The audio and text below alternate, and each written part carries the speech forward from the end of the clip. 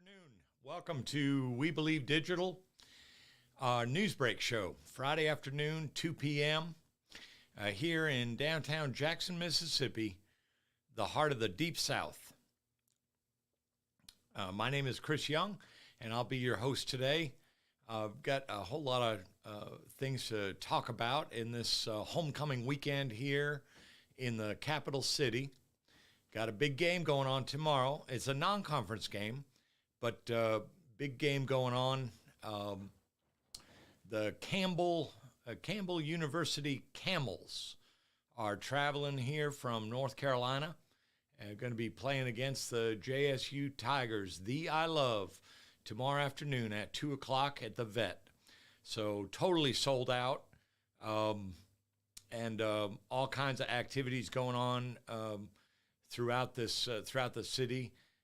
Expecting a huge infusion of folks here for the homecoming weekend. A lot of alumni coming, traveling, family members, et cetera, et cetera. So we're really looking forward to that tomorrow afternoon at 2 o'clock. Some other things going on the national front. Steve Bannon, I don't know if you remember that name, but Steve Bannon was once advisor to President Trump. Former President Trump. It didn't last that long. He wasn't around that long, but he has a voice, and he's always podcasting all these,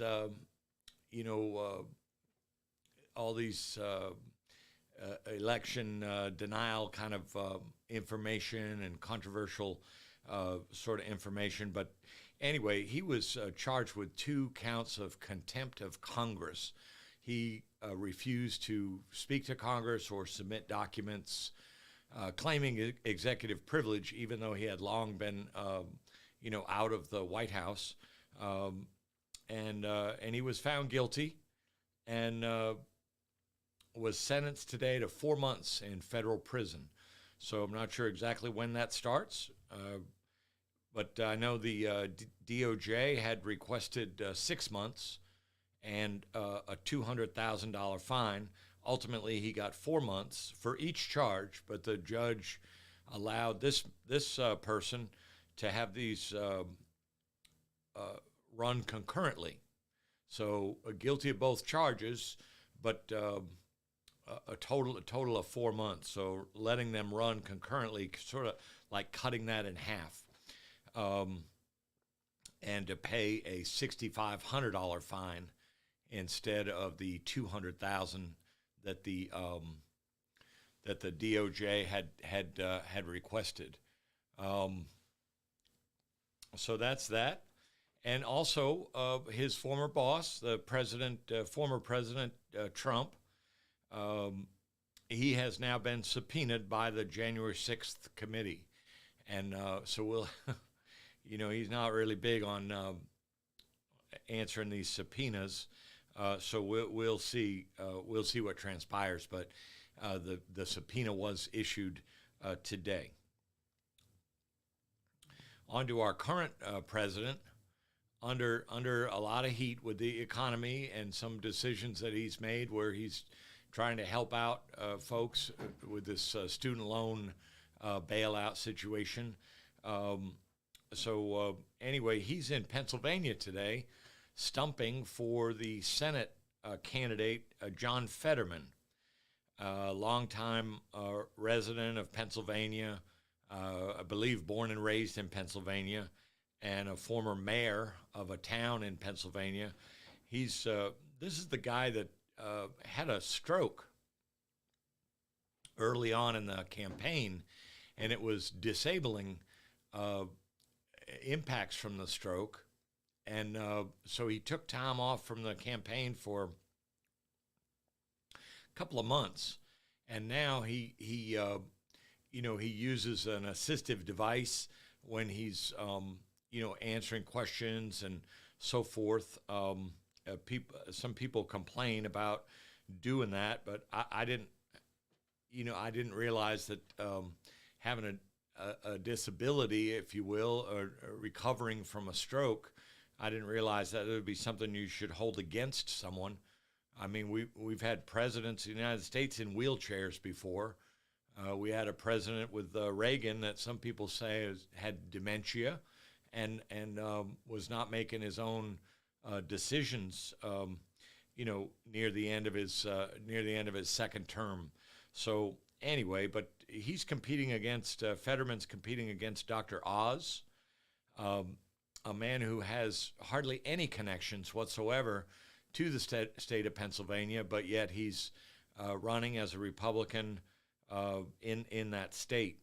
Um, and so President Biden is in Pennsylvania stumping for Fetterman to try to help him out.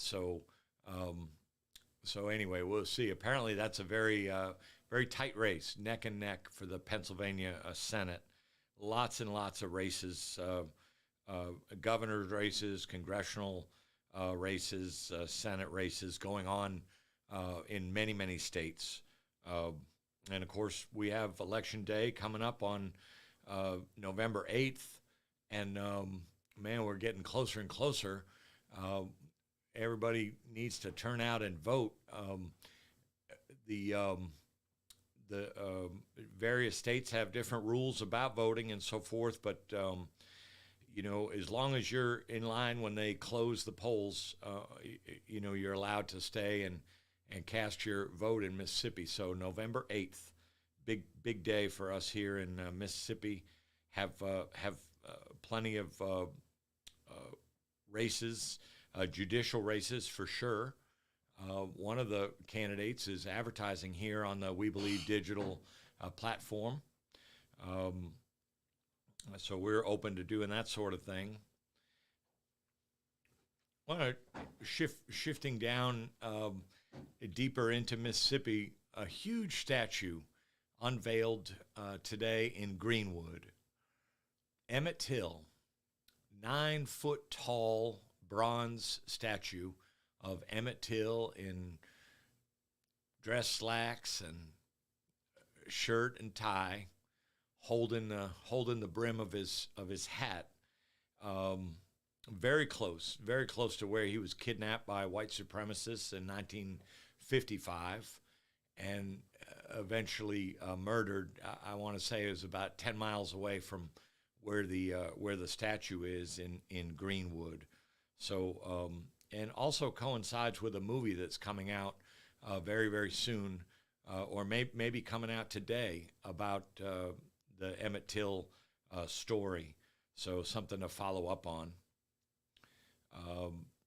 I think it's the last remaining relative was like a great uncle or something like that, and he lives in Illinois. Was not able to make the trip down here, but told the Associated Press this morning that he was very happy that this statue will continue to keep Emmett Till's name alive, and we not let this fade away.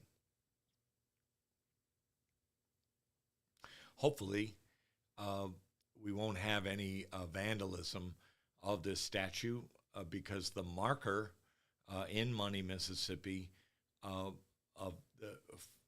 the marker for Emmett Till has been vandalized numerous times by people. It's just a sickening. When you think of the mindset of people that would do something like that, you almost it's hard to take in how you could do something like that. But things like that happen here in Mississippi. They happen other places, but God knows they happen here in Mississippi with all too much regularity.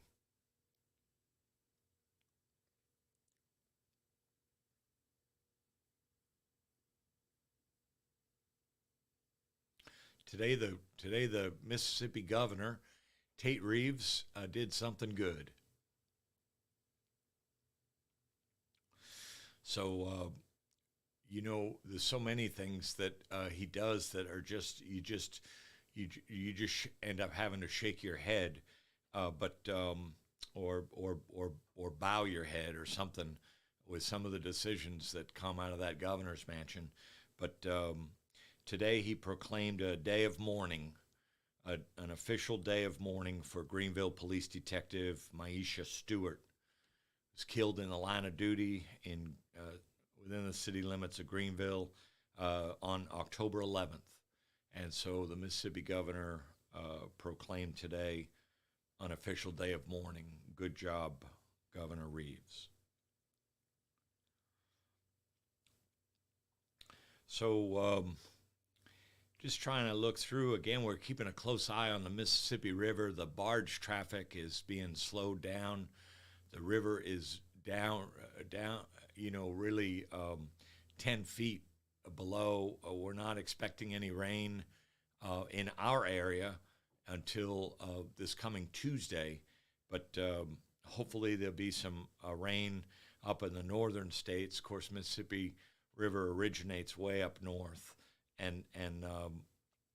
but big trouble moving products, in the barges, and there's been some barges that have gotten stuck and bottomed out and so forth because the water level is down so far.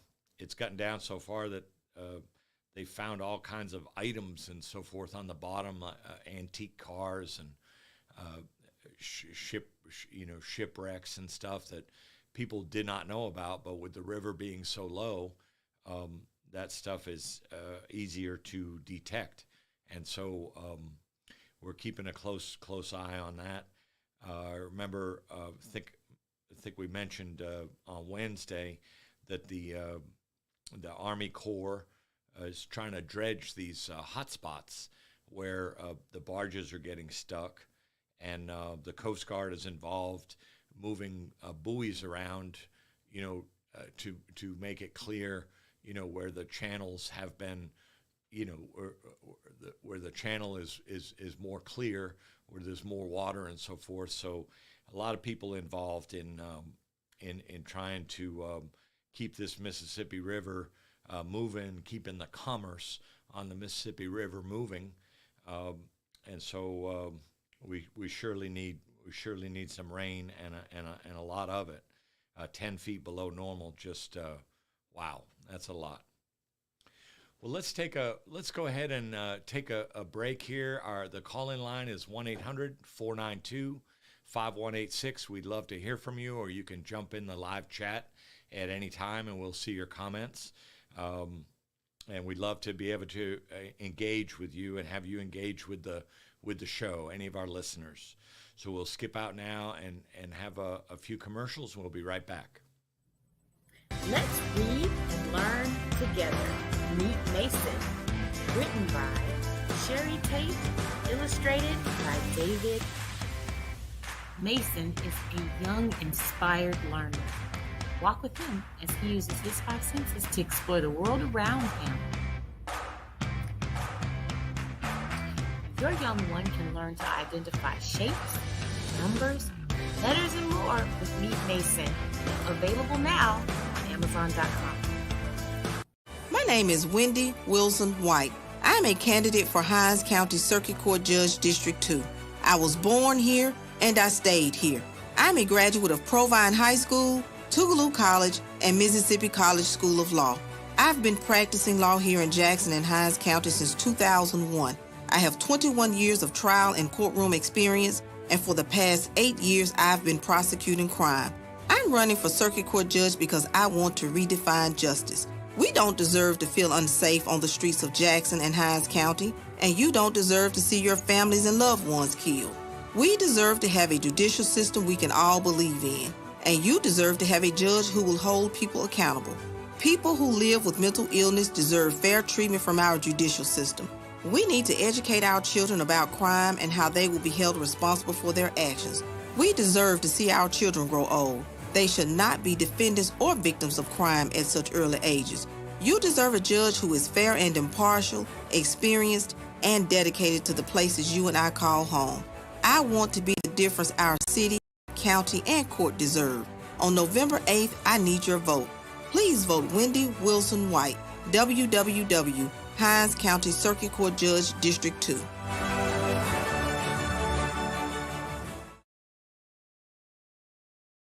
The Mississippi Link,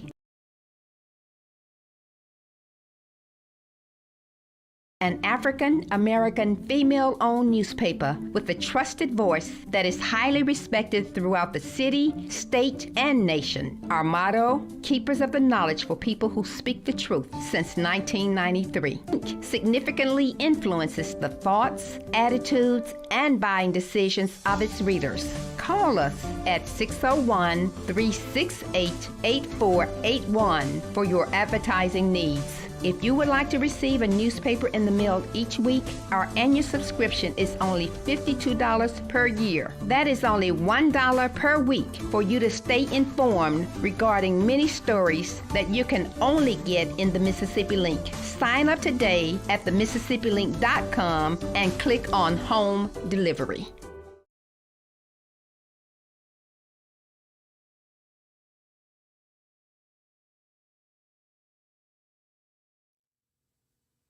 And welcome back. Welcome back. I love hearing the ads, and especially love seeing that ad with the Mississippi Link. Mississippi Link is a member of the Black Press, and I believe it's slightly over 230 newspapers around the country, members of the National Newspaper Publishers Association, more commonly known as the Black Press. And I'm privileged to be able to write for the Mississippi Link, and it's just a very special entity. So much goes into this paper, and it's certainly worth your investment. To become a subscriber if you're not already. Please contact the MississippiLink.com and subscribe. It's drop it right in your mailbox each week, and keep you up to speed on everything that's going on in our community down here in Jackson and Mississippi, and also national stories as well. I was thinking about that governor and this good job that he did honoring the police detective in Greenville, Maisha Stewart, who was killed in the line of duty. And I was thinking, that was a fair and equitable thing for him to do. And yet, I'm also very familiar. There's a lot of, if you can only imagine, today the Environmental Protection Agency unveiled a investigation aimed at the state of Mississippi over the disinvestment in the water situation here in Jackson. Environmental Protection Agency opening an investigation into the decision-making, the funding, the lack of funding, support, lack of support, however you want to say it, for our capital city water and wastewater infrastructure. And that's not the only thing. Of course, we have this TANF scandal going on. Some estimates are above $90 million that was skimmed, and skimmed by white people that are leaders in positions of leadership in this state. It's very interesting. I haven't seen one African. People are always pointing fingers. And I haven't seen one African American involved in the pilfering of this, the biggest embezzlement, fraud, theft scandal in the history of Mississippi. The state gets $100 million every single year, and has been for 26 years now, as a safety net, provided by the federal government as a safety net for the poorest of our citizens, for the least among us. And yet these white people in positions of power, they decided they would just take that money and use it for their pet projects. Just as ugly as it gets, you know. And it doesn't end there either. You know, the Department of Justice has been in Mississippi this year, you know, on Tate Reeves' watch, you know, up at Parchman. They say the Constitution of the United States says that you have to treat people humanely, even if they're prisoners, you know, and they found systemic violations at Parchman. And now they're on to the other institutions. They're on to the other penitentiaries around the state. I think there's a total of 4 across the state, and now they're looking at that. And it doesn't end there. You know, the head of the House Oversight Committee and the head of the Homeland Security Committee have sent a letter to the governor. And they want answers. They want answers about this Jackson water crisis. They want answers about decades of disinvestment in Jackson. I mean, you know, would all this be happening if people behaved fairly and equitably, if they honored each and every person in the state, regardless of their race or creed or color or religious preference or sexual orientation, whatever, you know, or disability? Would all these investigations be going on? You know, it's such a sad thing when you have a leadership, predominantly a white Republican, in this case, leadership, just thinking that they're above, you know, the solemn obligation that's involved in their oath of office. It's a sad predicament. So I didn't want to move on to the other stories until shared that with you as a reminder.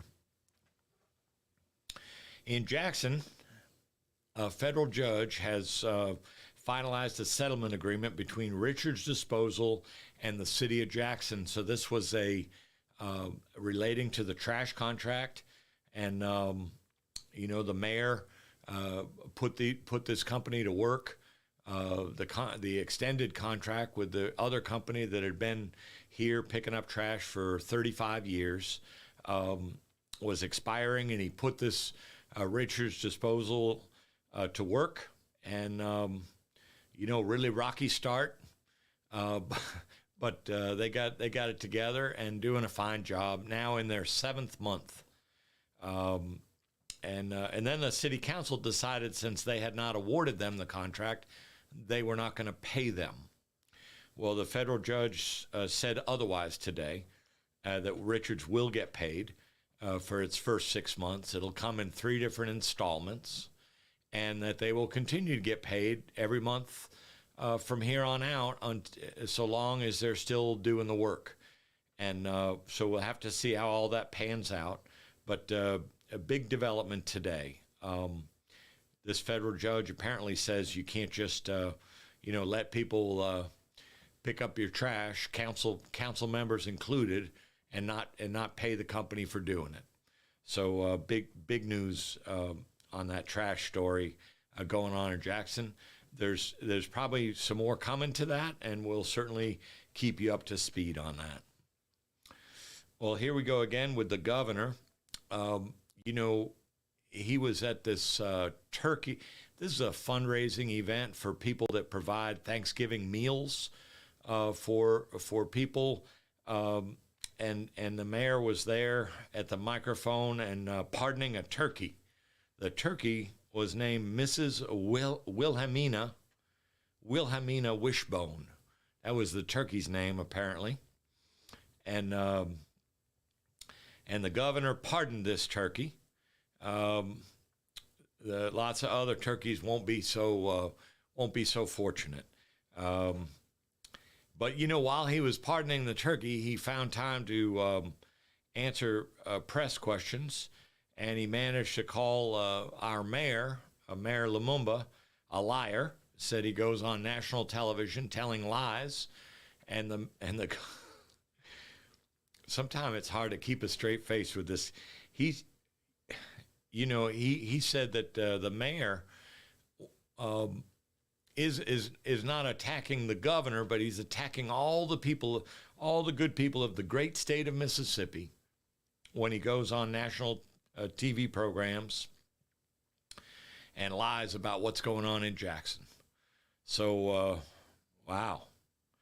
I wonder how many investigations does the mayor have going on? It's really interesting how all this works out. But to call him a liar like that and call him completely incompetent, and the governor said, well, he had no intentions of taking over the water system in Jackson because he wouldn't want to have to work with this mayor. So just bizarre statements for a chief executive sworn to serve all Mississippians. Just a head turning remarks by him. So we already covered the Jackson State, the I Love, big game, 2 p.m. tomorrow. And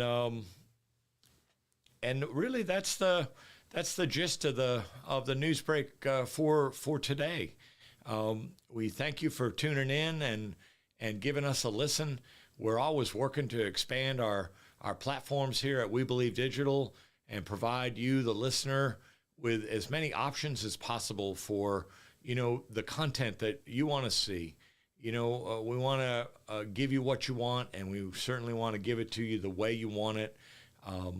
On-demand programming is as much as possible, and so we're always striving to expand what we do here. We'd love you to stop in and be a part of that, share your ideas with us, get you going on a podcast, very affordable rates, shoot commercials for your business, products, services, etc. We'd love to do that.